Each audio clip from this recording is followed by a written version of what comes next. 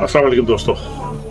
मैं सुबह जिम हूँ और मेरी पाकिस्तान एक बड़े जिम्मेदार बंदे से बात हुई है और उन्होंने बड़ी अजीबोगरीब किस्म की खबर दी है जो मैं आपके साथ शेयर कर रहा हूँ। आपको हजम हो ना हो ये तो डिपेंड करता है, लेकिन भारत खबर तो है कि ये जो खान साहब को रिहाई मिली है ना, ये दाल हकीकत रिहाई नहीं है, बल्कि ये सुप्रीम कोर्ट की आप ये कहते हैं कस्टडी में उनको दिया है। और सुप्रीम कोर्ट की जो कस्टडी है वो उसका मतलब ये है कि वो उनके पास रहेंगे, लेकिन वहाँ पे एक मखसूस घर है, वहाँ रहेंगे। उनके पास 8 से 10 बंदे जो उनके चाहे मोबाइल टीम उनकी वो रह सकती है, मगर इसका मतलब हरगिज़ नहीं कि उनको आज़ाद कर दिया गया।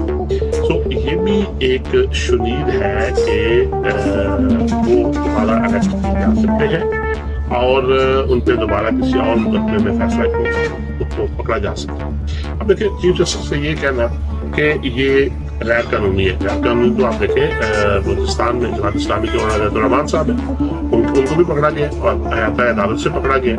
अब इनके लिए ये जो मामला चल रहा है, अब इसको आप दबाव कह लें या आप ये कह दें कि क्या वजह है, बट रियलिटी ये है जो फिलहाल तक की खबरें हैं, रियलिटी ये है कि उनको रिहा नहीं किया गया, बल्कि एक और मुकदमे में पकड़ने की तैयारियां जारी है।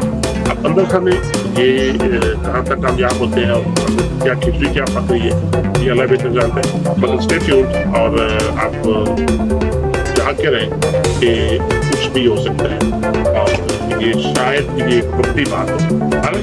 आप भी देखिए, मैं भी देखता हूँ। अल्लाह हाफ़िज़।